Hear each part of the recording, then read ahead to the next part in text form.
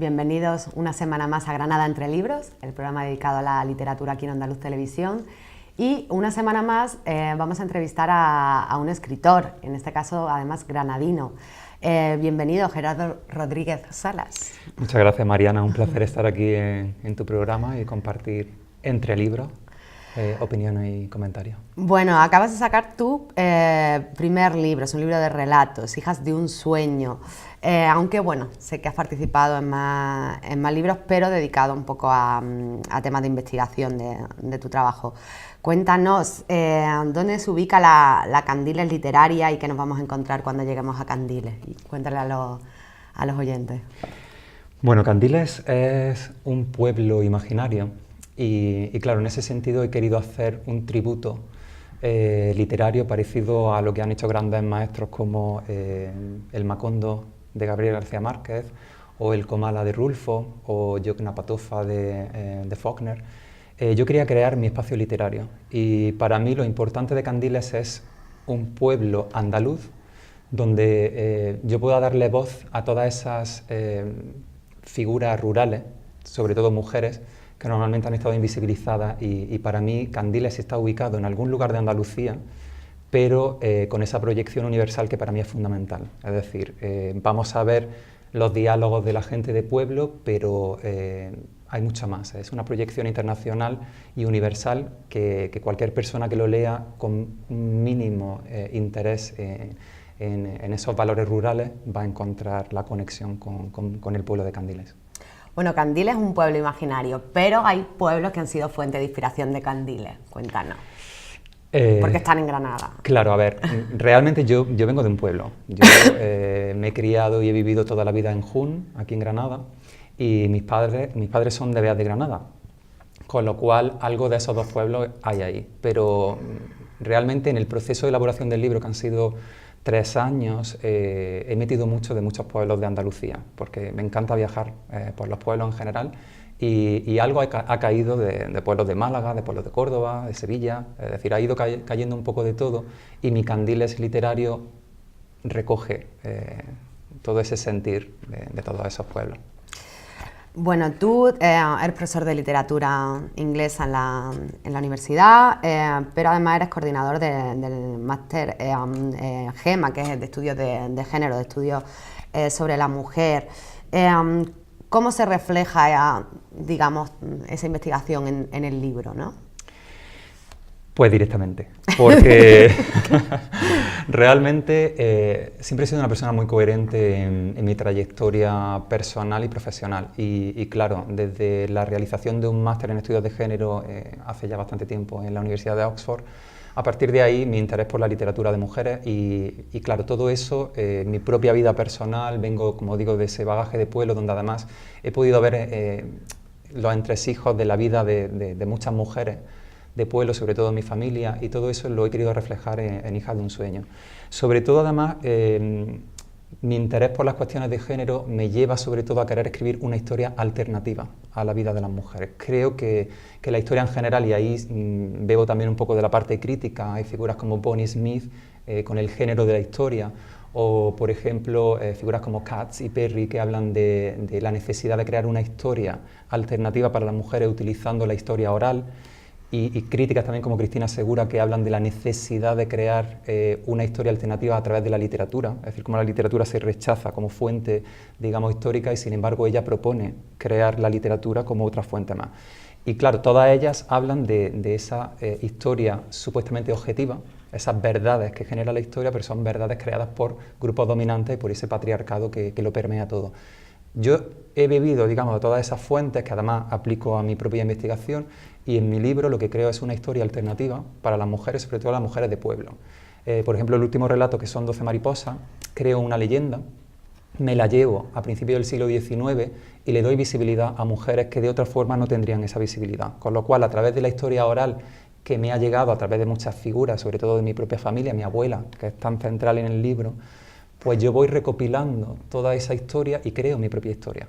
Lo mismo que Candiles, podría ser cualquier pueblo, pero es una ficción, al mismo tiempo yo creo una ficción que podría ser esa realidad. Y de hecho la propia historia no deja de ser una ficción. Y esas mujeres podrían ser también de nuestra vida, ¿no? Ser nuestras abuelas o Por nuestras supuesto, tías. por supuesto. Y de hecho, mi libro va dedicado a mi abuela Trini, pero el personaje central de Hijas de un sueño, que es el título, o sea, el relato que le da título al libro, es la abuela. Entonces, podría ser cualquier mujer. Por eso digo que realmente la conexión entre realidad y ficción se mezcla, se funde mucho en este libro y por eso yo creo que también le puede llegar a la gente, porque realmente cada persona se lo va a llevar a su propia parcela y va a conectar con esas emociones y esos recuerdos de antaño, ¿no? Y esas generaciones antiguas que las que yo quiero también recopilar aquí. Bueno, hablando de grandes mujeres, te prologa una gran mujer, que es Ángeles Mora, Premio Nacional en fin de poesía, una fabulosa escritora. Qué suerte, ¿no? Que sí. Esto es una manera de ópera prima de comenzar en la carrera literaria, sí. Muy bien apadrinado. Totalmente, y además, bueno, la historia con ella es muy curiosa porque yo la leí durante la carrera en una asignatura optativa que tenía conectada con filología hispánica y leí Elegía y Postal de ella, y cuando la leí me quedé enamorado de su poesía. A partir de ahí empecé a leerla y el año pasado estaba ya terminando de montar Hijas de un sueño y la conocí el día de la poesía en una lectura.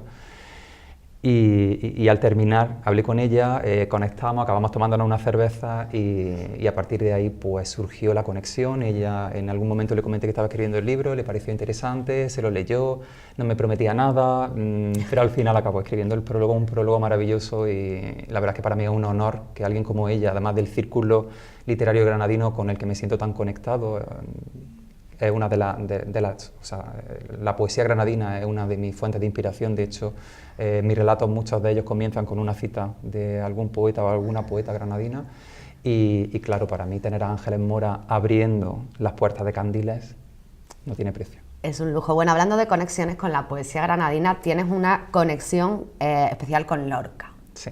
Cuéntanos un poco. Bueno, Lorca, evidentemente como poeta granadino y universal, para mí fue una fuente de inspiración desde la adolescencia y claro, a la hora de reflejar esas mujeres rurales, yo quería que hubiera una conexión con Lorca. Hay muchísima influencia en mi escritura, pero la conexión de Lorca con el entorno rural granadino, y no solo eso, sino también exploro el Lorca más surrealista de Poetas de Nueva York. En mi segundo cuento es un diálogo con Poetas de Nueva York de Lorca. Pero claro, precisamente por esa conexión tan especial que tuve durante la adolescencia, a través de una figura de mi familia que trabajaba en el Patronato García Lorca, tuve acceso a material inédito y la verdad es que tenía que salir Lorca de alguna manera. Hombre, además reflejando, ¿no?, a la mujer de pueblo, a la mujer rural en Granada, Lorca ha sido, vamos... Claro, es la figura, mejor. O sea, totalmente. En fin, sí, qué maravilla. Sí. Bueno, de la investigación a la literatura, ¿cómo es ese camino de dedicarte a escribir, digamos, artículos para revistas internacionales a pasar a escribir ficción?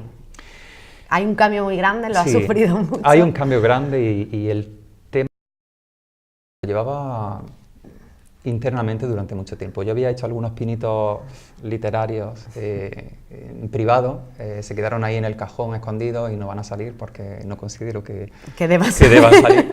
Pero sí es verdad que hubo un momento en el que yo necesitaba un impulso y llevaba mucho tiempo dándole vueltas y hasta que llegó el impulso, bastante autobiográfico y bastante relacionado con el relato más largo, que es el que le da título al libro, con la figura de mi abuela, y a partir de ahí sí sentí la necesidad de expresarlo y de convertirlo en literatura y no me lo pensé.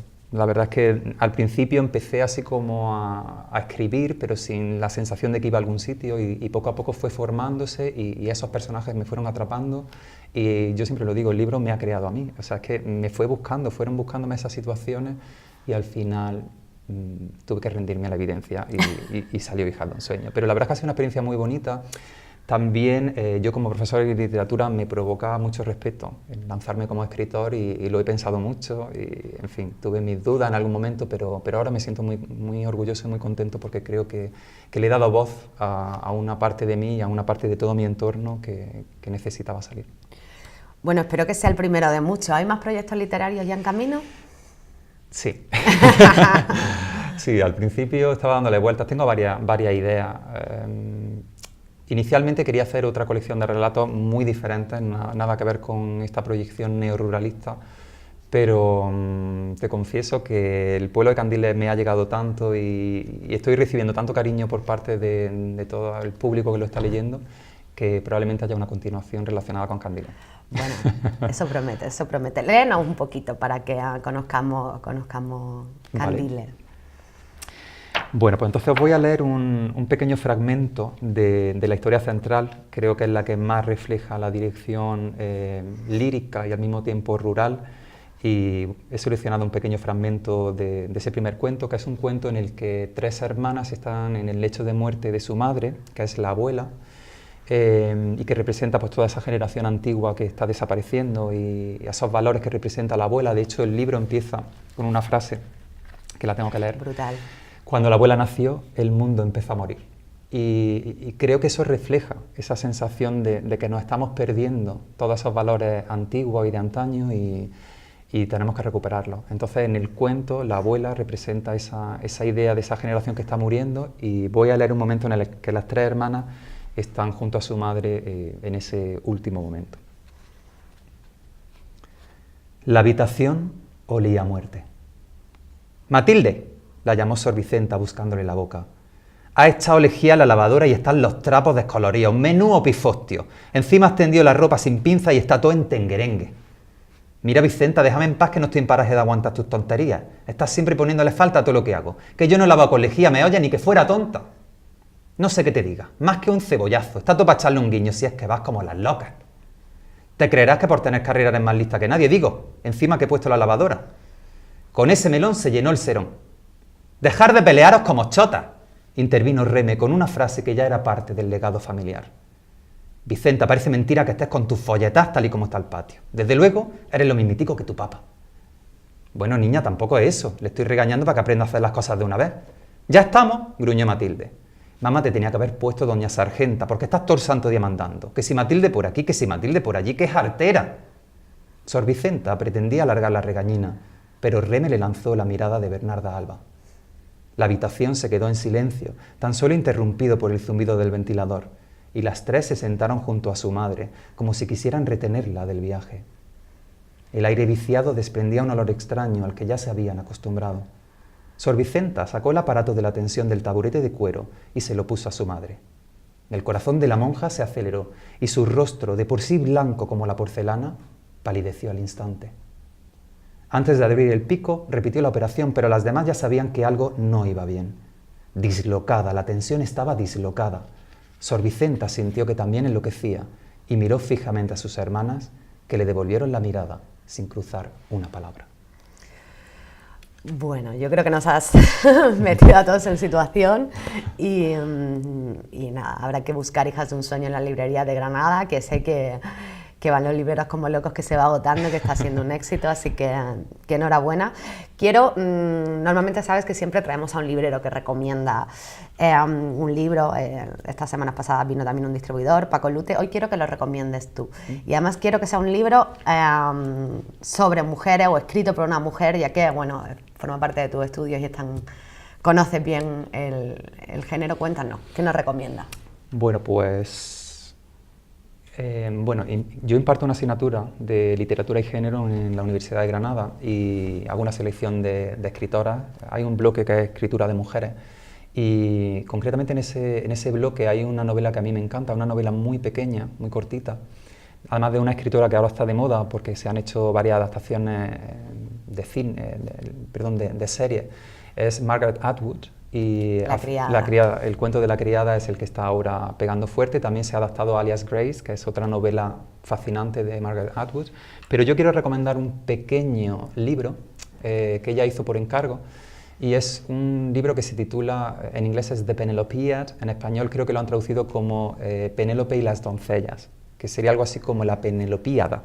Es decir, ella lo que hace es escoger la figura de Penélope y de las doncellas asesinadas de la Odisea, y lo que hace es darle voz a esas mujeres. Entonces tenemos capítulos que van alternando entre la historia de Penélope reescrita desde el punto de vista de ella muerta como espíritu en el siglo XXI, con lo cual tiene una carga actual muy potente, muy incisiva, muy satírica, Y entonces vamos escuchando la voz de Penélope, que es una Penélope muy inteligente, que rompe ese estereotipo de la mujer pasiva, tejiendo y esperando a Odiseo. Y por otro lado, las doncellas asesinadas totalmente de forma brutal por Odiseo cuando regresa. Esa imagen de las doncellas asesinadas, colgadas, digamos, y ella coge la imagen de esas doncellas muertas con sus pies colgando y lo convierte en un baile, esos pies bailando. Y tenemos la voz de las doncellas como un coro griego, y ellas en cada uno de los capítulos van presentando géneros literarios menores, como una forma de reivindicar esa literatura de mujeres. Y bueno, no anticipo nada de lo que pasa, pero no dejará indiferente a los lectores y las lectoras. O sea que creo que es un libro fascinante, muy cortito, como digo, con un estilo muy sencillo, y invito a leer ese libro. Penélope y las doncellas, pues tomamos nota, que hay que leer literatura de mujeres, hay que darle visibilidad a esas voces y bueno, también a esas protagonistas, ¿no? Como es en tu caso, esas mujeres rurales, esas mujeres que tanto han hecho por nosotros, ¿no? Nuestras madres, abuelas, que muchas veces se quedaban en casa y pasaban un segundo plano, pero tan importantes han sido en nuestras vidas. Pues enhorabuena, Gerardo, que sea el primer éxito de muchos y esperamos recibirte aquí. Muchísimas gracias. Gracias por la invitación y un placer compartir contigo este espacio. Muchas gracias.